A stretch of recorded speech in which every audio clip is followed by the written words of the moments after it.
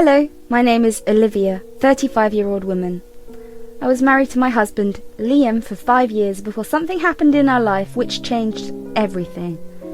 It was the ingress of my younger sister, Lucy.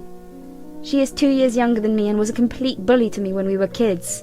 She was beautiful with sharp facial features. She had a slim figure with blue eyes. She was blessed with my mother's genes, while I got my father's genes of brown eyes and a fluffy body. I was overweight as a kid. I had to follow a strict diet to be in shape. In my teens, while Lucy remained slim without following any healthy diet. We were both never on good terms as teenagers. She considered herself to be superior to me and bullied me, but I wasn't the person who could easily be victimized. I used to revolt, and that led to ugly fights between us, in which our parents had to be involved. The fights were way more severe than a regular siblings fight. I was relieved when I left home for my university. We didn't keep in touch after I moved out. Although we met on a few occasions, we both were civil. One day, when I was just wrapping up my work at the office, I got a call from Lucy out of the blue. "Hey, Olivia, this is Lucy."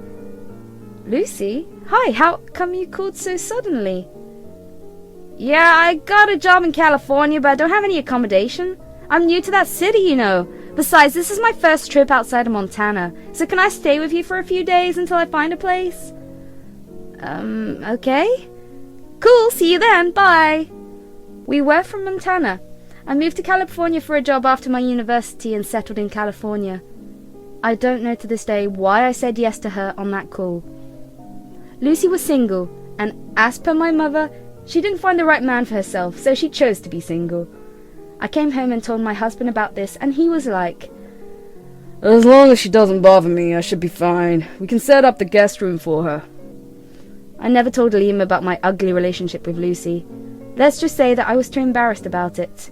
I wanted to move on with my past, and hence never mentioned it to anybody.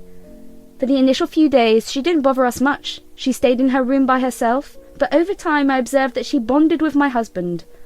It was almost 2 weeks since Lucy had moved in with us. Although she asked for a week's accommodation, I couldn't just tell her to move out. I could understand how difficult it is to find a place in the heart of the city. One day, I came home to find Liam and Lucy gabbing comfortably on the sofa and munching on snacks. I was perplexed at the sight because it was the first time I saw both of them together. Also, Liam usually came late from work. "What's up, guys?" "Hey, Olivia, Lucy and I were just catching up on our college lives. Your sister is fun." I nodded with a smile. "I was suggesting Lucy stays with us instead of finding another place. I mean, we anyways have a spare room, but she's afraid that you wouldn't like this idea." "Yeah, sure, if you're fine, so am I. She's my sister. By the way, Liam, how come you're home so early?"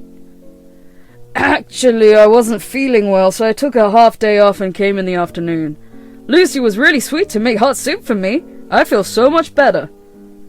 "That's nice. Thanks for taking care of my husband while I was away." "Yeah, no worries. Besides, Liam is a funny man. I enjoyed his company.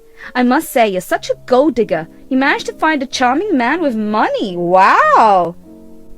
"Excuse me?" "I was kidding. Olivia, relax. You still don't get jokes." "Oh, you got her, Lucy. See her puppy face." They both burst into laughter like two high school girls giggling at silly jokes. I smiled and pushed off to my room. To be honest, I wasn't sure to let Lucy live with us because somewhere I knew that she was still that evil kid who can't stand anyone having a better life than hers, but I couldn't just say no to her based on my instincts. They say that instincts are your guardian angels, and my instincts were so damn accurate. He was always in awe of Lucy's fashion sense, her diet plans, her food habits, and so on.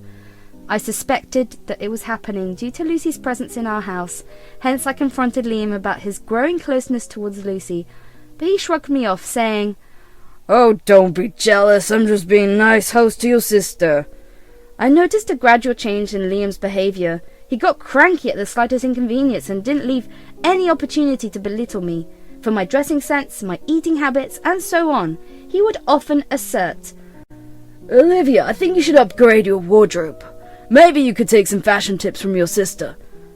"Thanks for the advice, but I think I have a decent fashion sense, and I can carry off myself quite well." Ha, you're jealous of Lucy, aren't you? I mean, despite being just 2 years younger than you, she looks way more useful and alluring than you. Looks like you're too fascinated by my sister, aren't you? Damn, I met the wrong sister. I gave a disgruntled look to Liam. Oh, come on, I was just kidding. Chill, honey. His tasteless humour was no less than rags to me. Soon my sister joined him in bullying me. They crossed all their limits one weekend when I was getting ready for my office party, wearing a red gown. Wow, what a pretty red dress. It would look just fabulous on you, Lucy. I was horrified at his remarks. My sister, Lucy, was lounging on the sofa, smirked at me and said, "Well, Olivia's just wasting her money on these beautiful dresses. I mean, why would someone spend bombs of money despite knowing that they're gonna look ugly, irrespective of any dress they wear? I pity you, darling." "Are you both crazy? Do you realize how hateful and cruel you both sound?" "Honey, I think you're overreacting. I just mean that you shouldn't be spending so much money on these fancy skinny clothes. They look awful on you. You should wear something which suits your age, probably more easy breezy." "Hello, you're just a couple of years younger than me. Besides, it's my choice what I want to wear and what not. You stay out of it." "You're such a narcissist, aren't you? Liam, how on earth did you fall for her? Doesn't she look older than you?" "Well, she is 2 years older than me." "Wow, you're my age, Liam? That's why we bond so well." "Olivia, don't bother. I guess oldies don't get our fashion sense." They both started giggling at this. "Enough of ganging up and bullying me. How dare you speak such evil of me, sitting in my house and ganging up with my husband?" "You're such an insecure woman. Are you alleging that I'm messing up with your husband?" "Don't you dare try to frame me. I'm not a desperate woman like you." I rolled my eyes and left the house, fuming with anger. I cursed myself to let her stay at my house. I picked my brain in every possible way to plan my revenge on these two monsters. The next day, Liam came to me with an unusual request. "Hey, I think we should give our bedroom to Lucy." "What? Why do you want such a thing?" Lucy has been complaining that her room is small and the mattress of her bed is not comfortable. Besides, she doesn't like the faucets and the bathroom fixtures of the guest room." "Isn't that too much of a demand? We have given her shelter in this house. Instead of being grateful to us, she's poking holes at the arrangements. I'm not going to give away my room to her." "Come on, she's a guest. We should serve her to the best we can." "Technically, she is not a guest, as you've asked her to move in here permanently, so she needs to adjust. Even if you consider her to be the guest, then she's rightly placed in the guest room." Liam was disgruntled at my response. "Lucy was right. You're an insecure and selfish woman." Saying this, he stormed out of the room. I was exhausted by their gimmicks. My sister was always jealous and hateful towards me. She couldn't bear to see anything good happening to me. My bedroom was larger than the guest room, with better mattresses and amenities, which she couldn't bear. I often saw her lurking in my room, checking out my wardrobe, but I didn't imagine that she would be so desperate to ask Liam to swap the room. This incident got me retrospecting on all the prior events which I ignored earlier. My wardrobe sometimes looked different. I often found wrinkles on my ironed clothes, and my makeup items were cluttered. I was pretty sure that Lucy was using my room in my absence, but I needed concrete proof to confront this. I started vacuuming my room to see if I could find any evidence. Halfway through it, I found something which affirmed my doubts. I found my sister's ring lying beneath the bed. That discovery led to thousands of stories in my mind. Is she sneaking into my room and stealing anything? Why the hell she gets inside my room? Are they having an affair? I deliberately confronted her in front of my husband to see if Liam is her partner in the crime. You know what I mean. "Lucy, while cleaning the bedroom today, I found your ring beneath my bed. Here you go." I passed the ring to her. "Oh, thank God you found this. I've been looking for it for the last so many days." I carefully observed both of their reactions. Liam was baffled, whereas Lucy responded to me calmly. "Okay, I wonder how did your ring find its way inside my bedroom?" "Oh, actually I was changing in your room when my ring slipped off my fingers and made its way under the bed. I searched for it, but I couldn't find it." I was dumbstruck at her nonchalant response. And why would you do that? Why did you change in my room? Oh, I used your washroom? The water was not running properly in my washroom, so I used yours? Oh, is it? But you didn't inform me. I could have called up the plumber. Liam interrupted in between. Oh, come on, Olivia. Why are you digging up so much over such a trivial thing? Besides, that was the reason she wanted our bedroom. Anyways, I'll call the plumber and get everything fixed. Lucy was a confident liar ever since she was a kid.